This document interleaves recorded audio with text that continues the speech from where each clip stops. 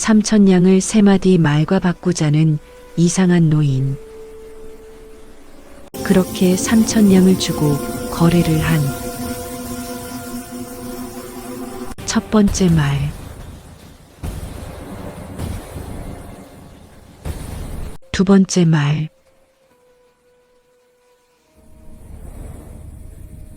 세 번째 말.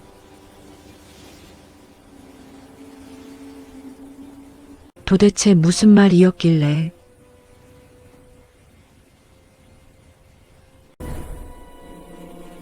구독과 좋아요 감사합니다. 남산골 서쪽 마을에 이생이라는 선비가 살았습니다. 그의 집안은 대대로 학문을 숭상했으나 가세가 기울어 끼니조차 있기 어려운 형편이었지요.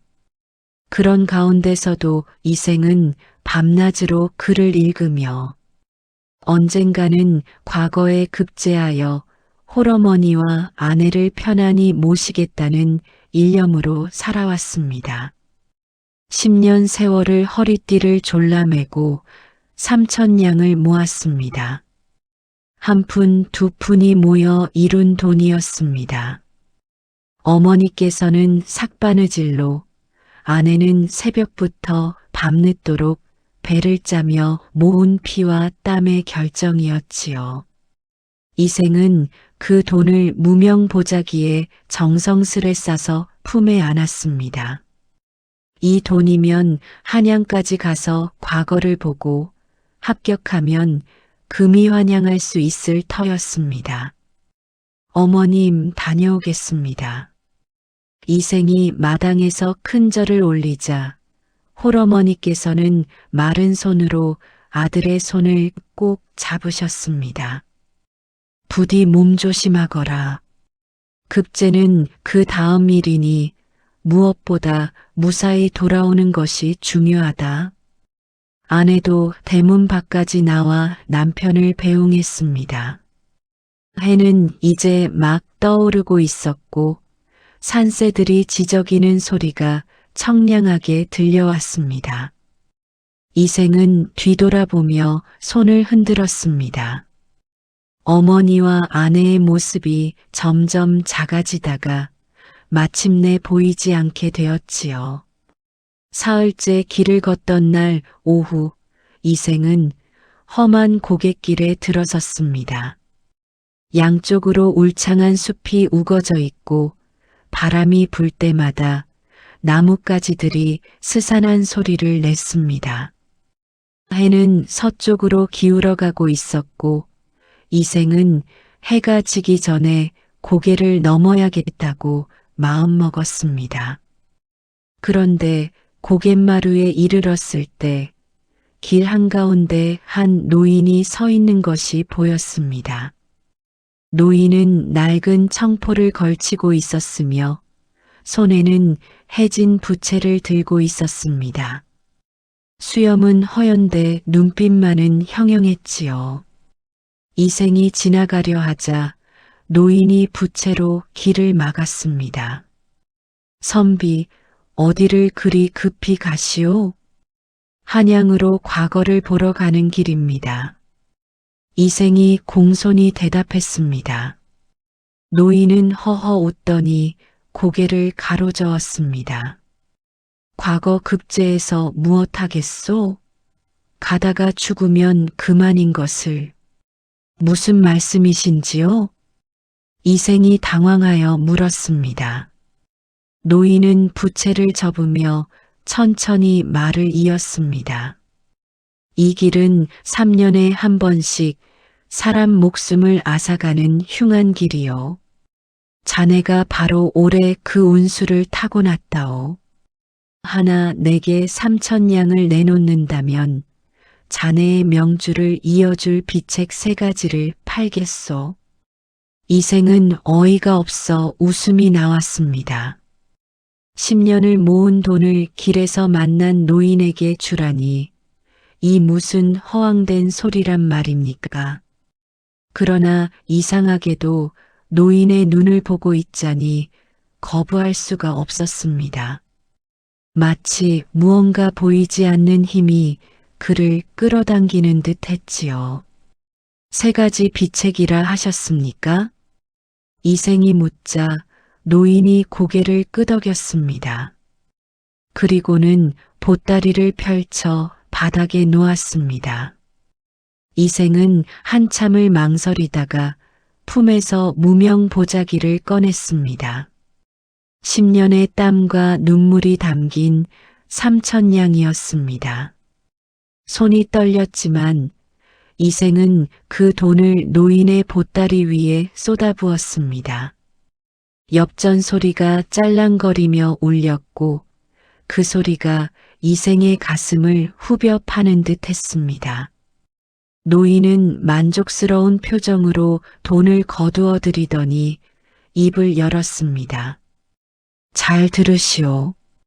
첫째, 화가 치밀어 오를 땐 반드시 세 걸음을 뒤로 물러나시오. 세 걸음을 물러나라고요? 그렇소. 둘째, 아무도 보지 않는 곳에서도 옴매무새를 바로 하시오. 옴매무새를요? 마지막 셋째, 눈으로 본 것도 의심하고 손으로 직접 확인하시오. 말이 끝나자 갑자기 바람이 일어났습니다. 먼지와 낙엽이 회오리 치며 사방을 뒤덮었고 이생이 눈을 감았다 떴을 때 노인은 온데간데 없이 사라지고 없었습니다. 마치 안개처럼 사라진 것이었지요. 이생은 그 자리에 멍하니 서 있었습니다. 품은 텅 비었고 손에는 아무것도 남지 않았습니다. 10년을 모은 3,000냥이 단 3마디 말과 바뀐 것이었습니다. 화를 다스리라는 말, 옴매무새를 바로 하라는 말, 직접 확인하라는 말. 이것이 과연 3,000냥의 가치가 있단 말입니까? 아내가, 내가 지금 무슨 짓을 한 것인가?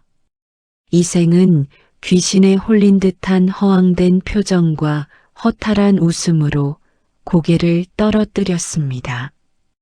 어머니의 삭바느질, 아내의 배틀소리, 10년의 세월이 주마등처럼 스쳐 지나갔습니다. 그러나 이미 엎질러진 물이었습니다. 이생은 무거운 발걸음을 떼어 다시 길을 걸었습니다. 해는 이미 산 너머로 넘어갔고 사방이 어둠에 잠기기 시작했습니다. 그때 서쪽 하늘에서 먹구름이 몰려오는 것이 보였습니다. 천둥 소리가 멀리서 울려왔고 번개가 하늘을 가르며 번쩍였지요. 이생은 걸음을 재촉했습니다. 비가 오기 전에 주막이라도 찾아야 했습니다. 노인의 3마디 말이 귓가에 맴돌았습니다. 화를 다스리고 옴매무새를 바로 하고 직접 확인하라. 과연 이 말들이 자신의 목숨을 구해줄 수 있을까요? 이생은 알 수 없었습니다. 다만 한 가지는 분명했습니다. 이제 돌아갈 수도 물러설 수도 없다는 것이었지요. 폭풍우가 몰려오고 있었습니다. 제2장 마이너스 분노의 세 걸음. 빗방울이 떨어지기 시작했습니다.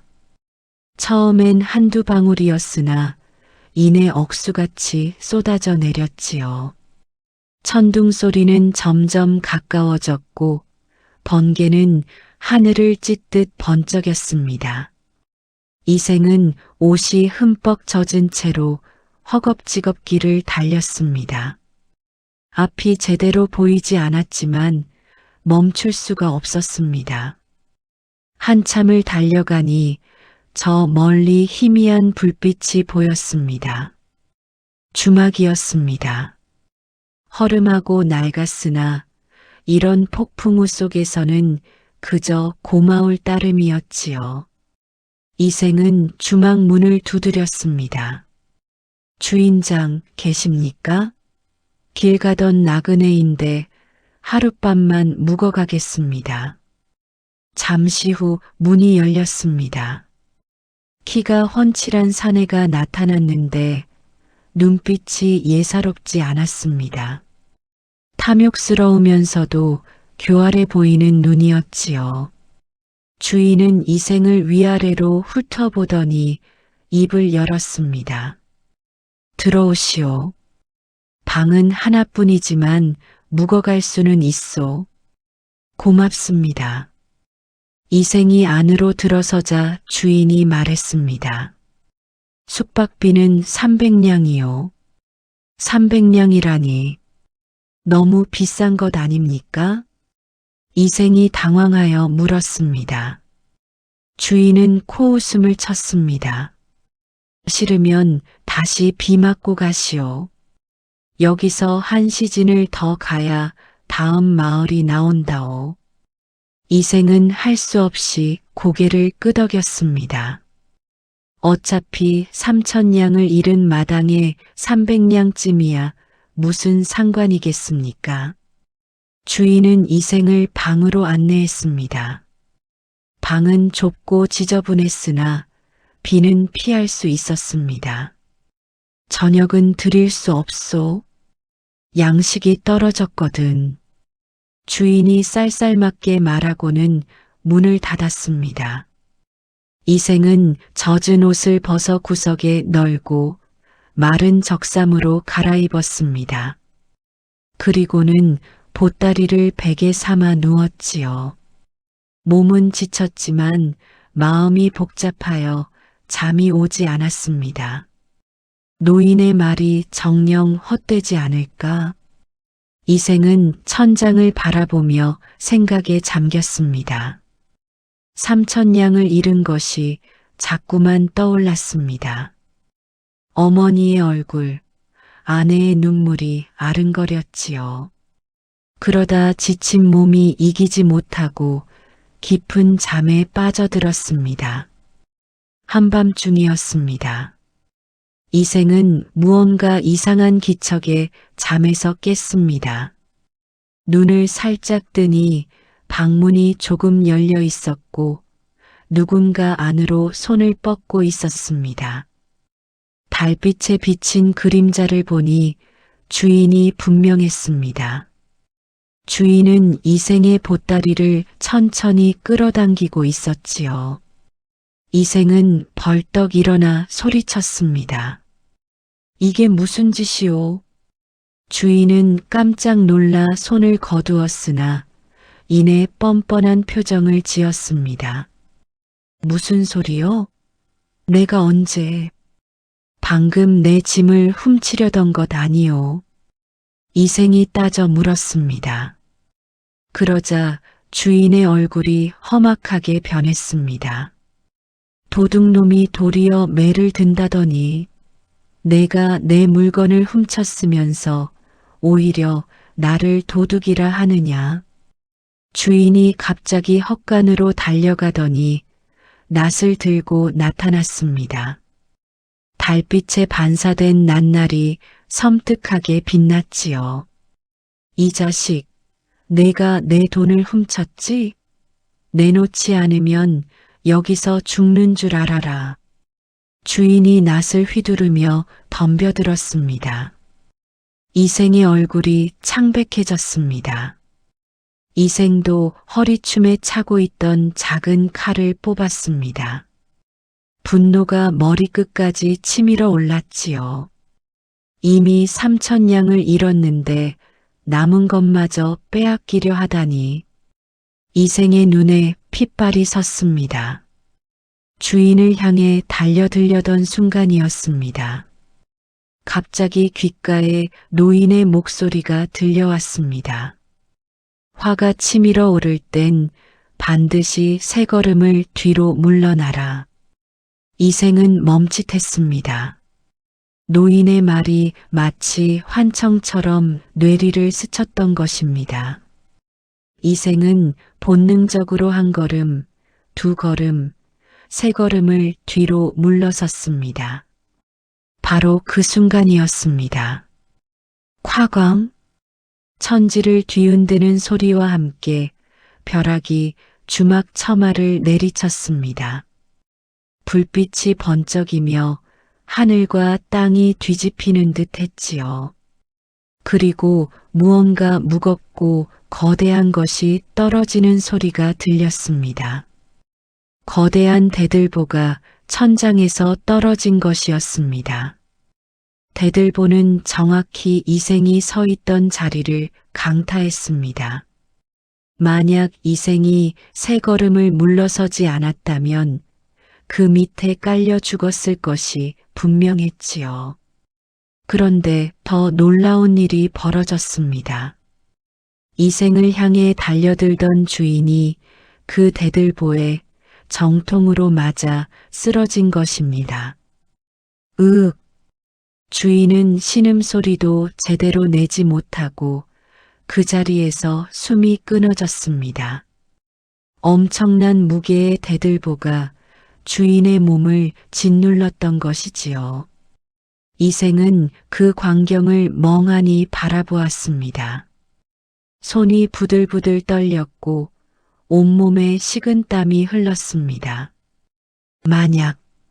만약 노인의 말을 따르지 않았더라면 이생이 죽었을 자리에 주인이 죽었습니다. 세 걸음, 단 세 걸음이 생과 사를 갈랐던 것입니다. 이생은 무릎이 꺾여 주저앉았습니다. 천냥, 아니 만냥을 주고도 살 수 없는 목숨을 노인의 한마디 말이 구해준 것이었습니다. 밖에서는 여전히 폭우가 쏟아지고 있었습니다. 이생은 떨리는 손으로 보따리를 챙겼습니다. 이곳에 더 있을 수는 없었습니다. 비를 맞으며 주막을 빠져나온 이생은 캄캄한 길을 걸었습니다. 노인의 말이 계속 귓가에 맴돌았습니다. 첫 번째 말이 자신을 살렸다면 남은 두 말도 분명 뜻이 있을 것입니다. 아무도 보지 않는 곳에서도 옷매무새를 바로 하라는 말, 눈으로 본 것도 의심하고 직접 확인하라는 말. 그 말들이 언제 어떻게 자신을 도울지 이생은 알 수 없었습니다. 다만 한 가지는 확실했습니다. 삼천냥이 결코 헛되이 쓰인 것은 아니라는 것이었지요. 날이 밝아오고 있었습니다. 빗줄기는 점점 가늘어졌고 동쪽 하늘이 희끄무레하게 밝아왔습니다. 이생은 젖은 옷을 입은 채로 묵묵히 걸었습니다. 한양은 아직 멀었고 과거 시험일은 다가오고 있었습니다. 그리고 무엇보다 노인의 남은 두 말이 언제 어떻게 이생을 시험할지 알 수 없었습니다. 이생의 여정은 이제 시작에 불과했습니다. 사흘을 더 걸어 이생은 마침내 한양에 도착했습니다. 도성안은 과거 시험을 보러 온 선비들로 북적였지요. 비단옷을 입은 양반 자제들이 하인을 거느리고 다니고 유명한 객주며 하숙집마다 선비들로 가득했습니다. 이생은 주머니를 더듬어 보았습니다. 주막에서 쓴 300냥, 노자로 쓴 200냥을 제하니 남은 돈은 고작 500냥 뿐이었습니다. 제대로 된 하숙집에 들어가려면 최소 1000냥은 있어야 했지요. 이생은 한숨을 내쉬었습니다. 3000냥만 있었더라면. 그러나 이미 지나간 일이었습니다. 이생은 도성 이곳저곳을 돌아다니며 묵을 곳을 찾았습니다. 하지만 값싼 곳은 이미 10,000원이었고 빈방이 있는 곳은 너무 비쌌습니다. 해가 서산으로 기울어갈 무렵 이생은 시험장 근처 마구간 옆 처마 밑을 발견했습니다. 여기서라도 비를 피해야겠구나. 이생은 마구간 옆 건초더미에 자리를 잡았습니다. 말똥 냄새가 코를 찔렀고 여름날의 더위가 숨을 막히게 했습니다. 지나가는 선비들이 이생을 보며 수군거렸습니다. 저 선비를 보게. 마구간 옆에서 자다니. 공부는 제대로 했을까? 저런 곳에서 어찌 글을 읽겠는가? 이생은 그들의 말이 들렸지만 애써 신경 쓰지 않으려 했습니다. 그러나 마음 한구석이 쓰라렸지요. 양반가 자제로 태어났더라면, 삼천냥을 노인에게 주지 않았더라면 이런 수모를 당하지 않았을 것입니다. 밤이 깊어갔습니다. 마구간의 말들이 가끔 울음소리를 냈고 주변은 고요했습니다. 이생은 보따리에서 책을 꺼내 달빛에 비춰 읽으려 했습니다. 그런데 몸이 나른하고 마음이 어지러워 글자가 눈에 들어오지 않았습니다. 아무도 보지 않는데 굳이. 이생은 책을 덮으려다 문득 노인의 말이 떠올랐습니다. 아무도 보지 않는 곳에서도 옷매무새를 바로 하라. 이생은 잠시 망설였습니다. 지금 이곳은 마구간 옆입니다. 아무도 없고 아무도 보지 않는 곳이지요. 하지만 노인의 첫 번째 말이 자신의 목숨을 구했던 것이 생각났습니다. 첫 번째 말이 헛되지 않았다면 두 번째 말도 뜻이 있겠지. 이생은 천천히 일어났습니다. 그리고 흐트러진 갓을 바로 썼습니다. 적삼깃을 가지런히 여미고 허리를 곧게 폈습니다. 마구간 옆이지만 선비의 자세를 갖추기로 한 것이지요. 이생은 단정히 앉아 책을 펼쳤습니다. 말똥 냄새가 진동했지만 이생은 흔들리지 않았습니다. 모기가 귓가에서 윙윙거렸지만 손살에 치지 않았습니다. 다만 묵묵히 글을 읽고 또 읽었습니다. 그 모습이 마치 서재에 앉아 있는 듯 했지요. 바로 그때였습니다. 어둠 속에서 누군가 이생을 지켜보고 있었습니다. 관복 대신 평상복을 입은 한 중년 남자였는데 그는 과거 시험을 감독하는 시관이었습니다. 그는 미복 차림으로 수험생들의 품행을 살펴보러 나왔던 것이지요. 시관은 마구간 옆을 지나다 이생의 모습을 보고 멈춰 섰습니다. 그리고 한참 동안 이생을 지켜보았습니다. 마구간 옆 말똥 냄새 진동하는 곳에서 흐트러짐 없이 책을 읽는 선비. 시관의 눈에 감동이 어렸습니다. 저토록 어려운 환경에서도 예를 갖추는 자라면 진정한 선비로다. 시관은 조용히 자리를 떴습니다. 그리고 마음속으로 이생의 얼굴을 새겨두었지요. 다음 날 과거 시험이 시작되었습니다. 수백 명의 선비들이 시험장에 모였습니다. 이생도 그중 한 사람이었습니다. 시험 문제가 나왔습니다. 군자의 도란 무엇인가? 이생은 붓을 들었습니다. 화려한 문장은 쓸 수 없었습니다. 다만 자신이 경험한 것, 마음에 새긴 것을 담담히 적어 내려갔습니다. 군자는 혼자 있을 때도 삼가고 어려움 속에서도 흔들리지 않습니다. 마구간 옆이든 궁궐 안이든 가난하든 부유하든 그 마음가짐은 같아야 합니다. 이것이 곧 군자의 도입니다. 이생은 글을 다 쓰고 붓을 놓았습니다. 다른 선비들처럼 화려하지도 장황하지도 않았습니다. 하지만 진실했습니다. 며칠 후 합격자 발표가 있었습니다. 이생은 떨리는 마음으로 게시판 앞에 섰습니다. 수많은 이름들이 빼곡히 적혀 있었지요. 이생은 눈을 가늘게 뜨고 하나하나 이름을 찾았습니다.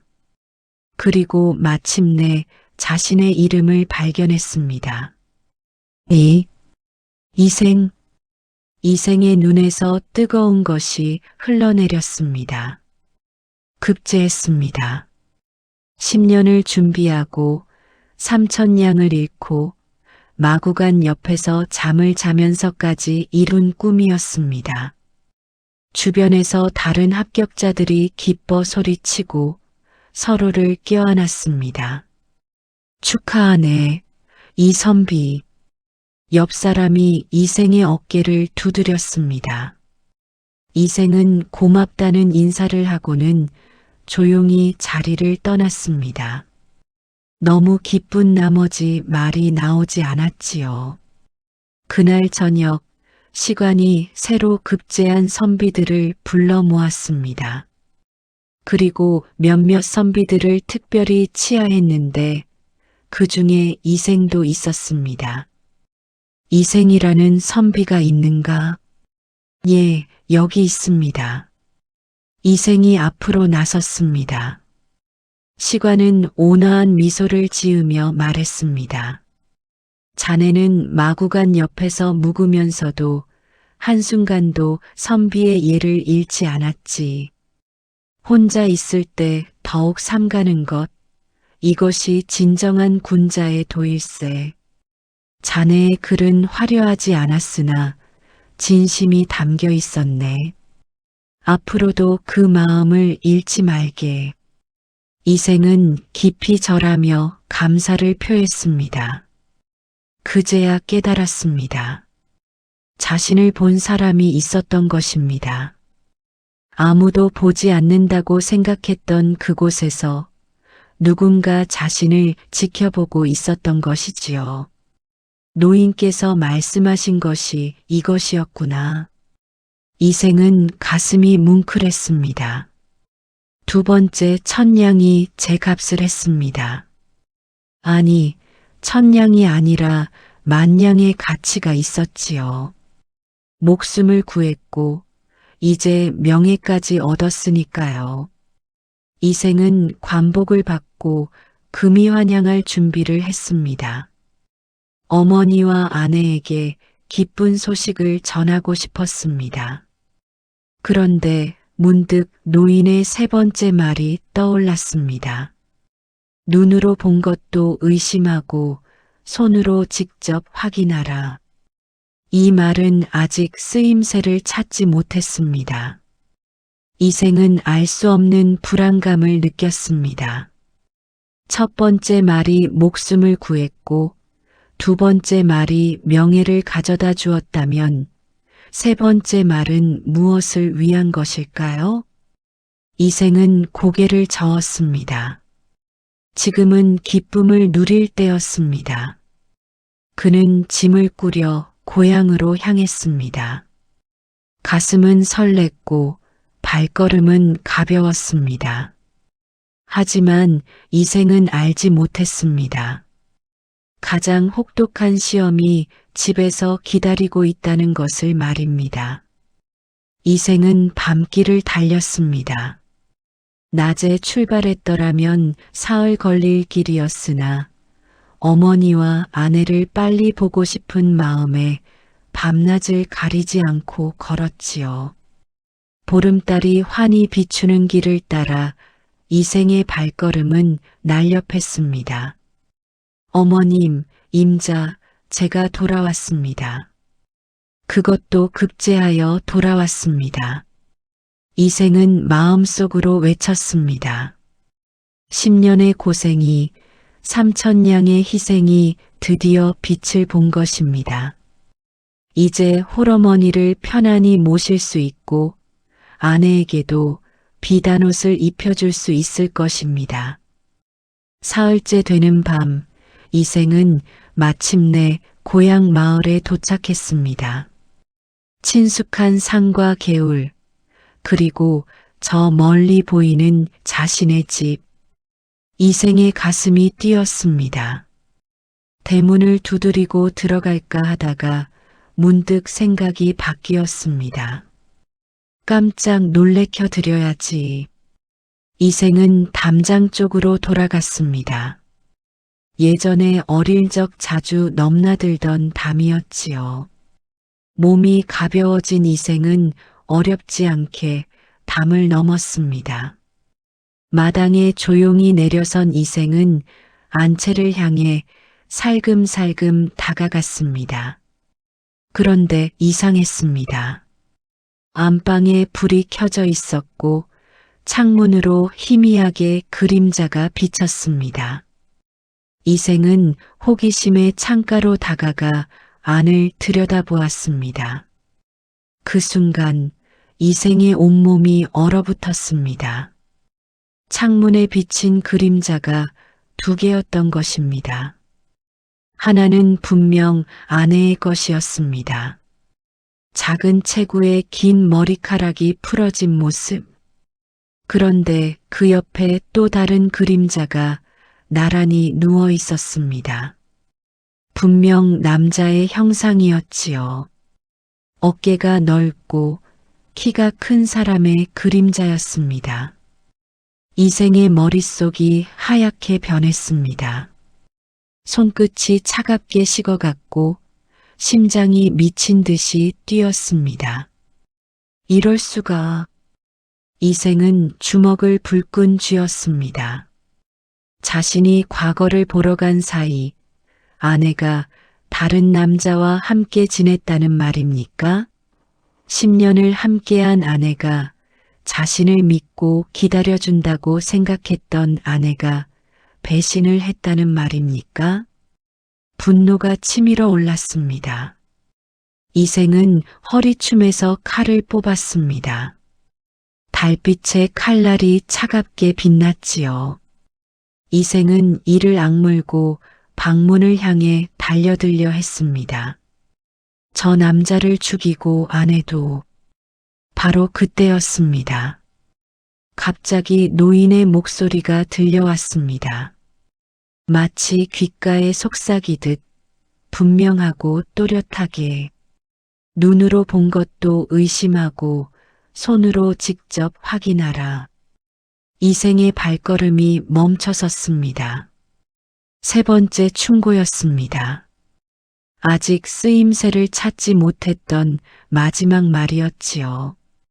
이생의 손이 떨렸습니다. 하지만 내가 분명히 보지 않았는가. 이생은 다시 창문을 보았습니다. 여전히 두 개의 그림자가 나란히 누워 있었습니다.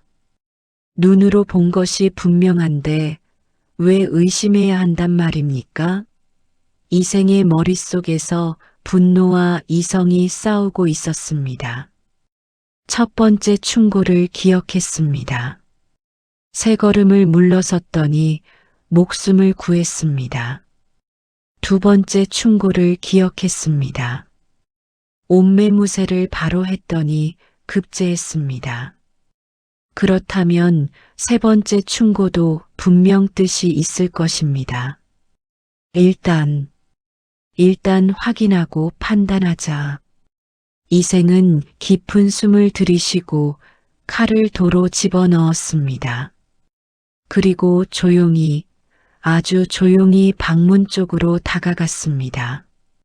문고리를 천천히 돌렸습니다. 삐걱 작은 소리가 났지만 안에서는 인기척이 없었습니다. 이생은 방 안으로 들어갔습니다.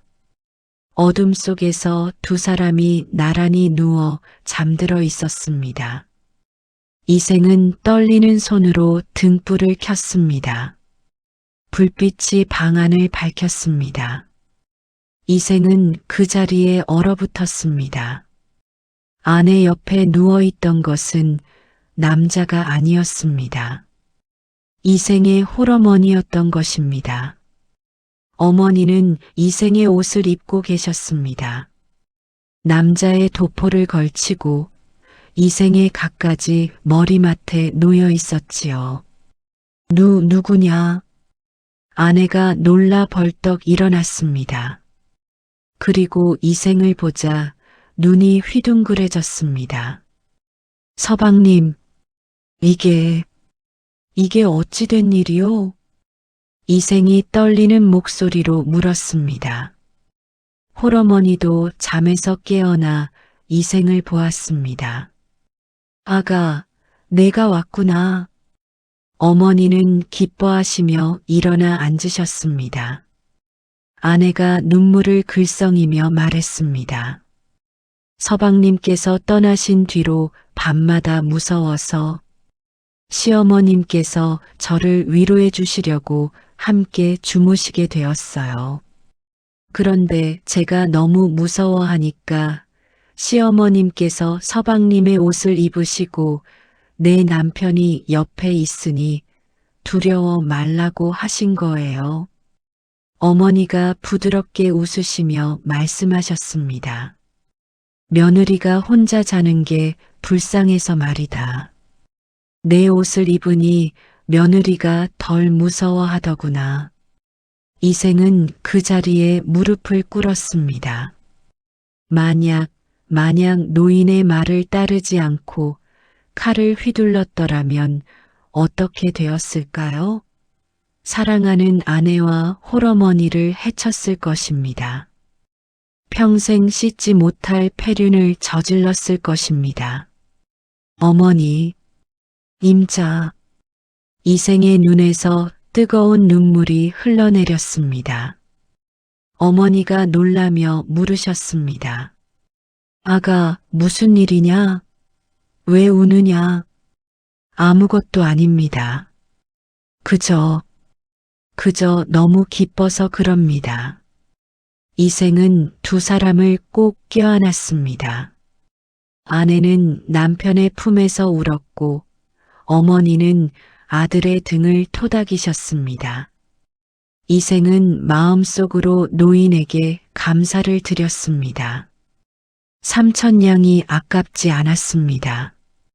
아니, 30,000냥을 주고도 살 수 없는 것들을 얻었습니다. 목숨, 명예, 그리고 천륜. 이 세 가지를 지킬 수 있었으니 이보다 더 귀한 것이 어디 있겠습니까? 어머님, 임자, 제가 급제했습니다. 이생이 말하자 두 사람이 동시에 소리쳤습니다. 정말이냐? 정말이에요? 그럼요. 이제 편히 모실 수 있습니다. 기쁨과 눈물이 뒤섞인 밤이었습니다. 달빛은 여전히 환했고 그 빛 속에서 세 사람은 오랫동안 이야기를 나누었습니다. 이생은 그날 밤 마당에 나가 하늘을 향해 큰 절을 올렸습니다. 어디선가 노인이 지켜보고 계실 것 같았습니다. 3번의 시험을 통과한 이생은 이제 알았습니다. 진정한 부는 돈이 아니라 지혜에 있다는 것을, 그리고 그 지혜를 실천하는 용기에 있다는 것을 말입니다. 아침 햇살이 마당을 비추었습니다. 이생은 일찍 일어나 우물가에서 세수를 했습니다. 거울처럼 맑은 물에 비친 자신의 얼굴을 보니 지난 날들이 주마등처럼 스쳐 지나갔습니다. 고갯길의 노인, 폭풍우 속 주막, 마구간 옆밤, 그리고 어젯밤에 아찔했던 순간까지 정말 위태로웠구나. 이생은 중얼거렸습니다. 3번의 죽음을 넘긴 것입니다. 주막에서는 목숨을, 시험장에서는 미래를, 집에서는 천륜을 잃을 뻔했지요. 그 모든 것을 구해준 것은 노인의 3마디 말이었습니다. 어머니와 아내가 아침상을 차려주었습니다. 비록 소박한 밥상이었으나 이생의 눈에는 세상 어느 진수성찬보다 귀해 보였습니다.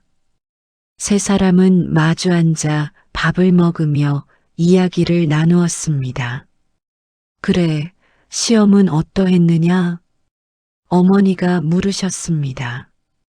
이생은 마구간 옆에서 잤던 이야기, 그럼에도 품격을 잃지 않으려 애썼던 이야기를 들려드렸습니다.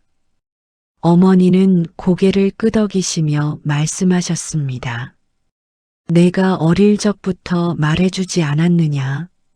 사람은 혼자 있을 때 더욱 바르게 살아야 한다고. 그것이 진정한 군자의 도라고. 이생은 숙연해졌습니다. 어머니께서 가르쳐 주신 것, 노인이 일러준 것, 모두 같은 뜻이었습니다. 다만 이생이 미처 깨닫지 못하고 있었던 것 뿐이었지요. 식사를 마친 후 이생은 말했습니다. 어머님, 제가 잠시 다녀오겠습니다. 어디를 간다는 게냐? 은인을 뵈러 갑니다. 이생은 고갯길로 향했습니다. 노인을 만났던 그 고갯마루였습니다. 가는 길에 들꽃이 피어 있었고 새들이 지저귀었습니다. 세상이 이토록 아름다웠던가 싶었습니다. 목숨이 있기에 이 모든 것을 볼 수 있는 것이었지요.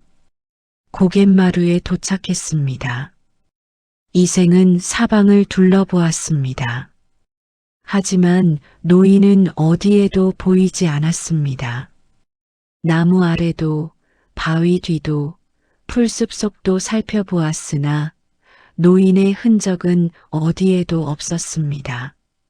노인장, 계십니까? 은혜를 갚고자 찾아왔습니다. 이생이 소리쳤으나 메아리만 돌아왔습니다. 이생은 그 자리에 무릎을 꿇고 절을 올렸습니다. 한 번, 두 번, 세 번, 땅에 이마가 닿도록 깊이 절했습니다. 노인장의 은혜, 평생토록 잊지 않겠습니다. 이생이 고개를 들었을 때 바람이 살랑 불어왔습니다. 그 바람 속에서 노인의 목소리가 들리는 듯 했습니다. 아니, 어쩌면 이생의 마음 속에서 들려온 소리였는지도 모릅니다. 이미 다 갚았네. 자네가 배운 것을 잊지 않고 실천한다면 그것으로 충분하네. 이생은 미소를 지었습니다. 노인이 신선이었는지 아니면 평범한 현자였는지는 중요하지 않았습니다. 중요한 것은 그 가르침이 자신의 삶을 바꾸었다는 것이었지요. 이생은 고향 마을로 돌아왔습니다. 그리고 관직에 나아가 백성들을 돌보는 일을 시작했습니다. 그는 늘 세 가지 원칙을 가슴에 새겼습니다. 첫째, 화가 날 때는 세 걸음 물러섭니다. 백성이 잘못을 저질렀을 때, 동료 관리와 의견이 다를 때 성급히 판단하지 않고 마음을 가라앉혔지요. 그러자 보이지 않던 것들이 보였습니다. 백성의 사정, 상대의 입장, 문제의 본질이 명확해졌습니다. 둘째, 혼자 있을 때도 품격을 지킵니다. 관청에서든 집에서든 누가 보든 안 보든 이생은 항상 단정했습니다. 뇌물을 권하는 자가 있어도 단호히 거절했지요. 하늘이 보고 땅이 안다는 말을 늘 되새겼습니다. 셋째, 직접 확인하고 판단합니다. 소문만 듣고 사람을 벌하지 않았고 겉모습만 보고 평가하지 않았습니다. 억울한 백성이 없도록 진실을 밝히는 데 힘썼지요. 세월이 흘렀습니다. 이생은 청백리로 이름을 날렸고 백성들의 존경을 받았습니다. 어머니는 편안한 노년을 보내셨고 아내와는 금슬 좋게 살았습니다. 아들과 딸이 태어났고 이생은 그들에게도 노인의 가르침을 전했습니다. 어느 가을날 저녁이었습니다. 이생은 마루에 앉아 손자를 무릎에 앉혔습니다. 손자가 물었습니다. 할아버지, 어떻게 하면 훌륭한 사람이 될 수 있어요? 이생은 손자의 머리를 쓰다듬으며 말했습니다. 첫째, 화가 날 때는 잠시 멈추고 생각하거라. 둘째, 아무도 보지 않아도 바르게 행동하거라. 셋째, 눈으로 본 것을 곧바로 믿지 말고 직접 확인하거라. 그게 다예요? 그게 전부란다. 이 세 가지만 지켜도 삶에서 큰 잘못을 저지르지 않을 것이다. 손자는 고개를 갸우뚱했습니다. 너무 간단해 보였던 것이지요. 하지만 이생은 알고 있었습니다. 이 간단한 원칙들이 얼마나 지키기 어려운지, 그리고 지켰을 때 얼마나 큰 힘을 발휘하는지를 말입니다. 밤이 깊어갔습니다. 이생은 창밖을 바라보았습니다. 보름달이 환하게 떠 있었고 별들이 반짝였습니다. 문득 고갯길의 노인이 생각났습니다. 3,000냥이 아깝지 않습니다. 아니, 3만 냥을 주고도 살 수 없는 것을 배웠으니까요. 이생은 마음속으로 감사를 드렸습니다. 그리고 깨달았습니다. 노인이 판 것은 말 3마디가 아니었습니다. 삶을 살아가는 지혜였고 사람다움을 지키는 방법이었으며 진정한 행복에 이르는 길이었던 것입니다. 돈으로는 살 수 없는 것들이 있습니다. 생명, 명예, 사랑, 신뢰. 이생은 그 모든 것을 지킬 수 있었습니다. 3,000냥 덕분에 말입니다. 이생은 편안한 미소를 지으며 잠자리에 들었습니다. 내일도 모레도 그는 3가지 원칙을 가슴에 품고 살아갈 것입니다. 그것이 노인에게 받은 은혜를 갚는 길이었으니까요. 달빛이 마당을 가득 채웠습니다. 고요한 밤이었습니다. 어디선가 바람이 불어와 나뭇잎을 흔들었습니다. 마치 노인이 만족스러운 웃음을 짓는 것 같았지요.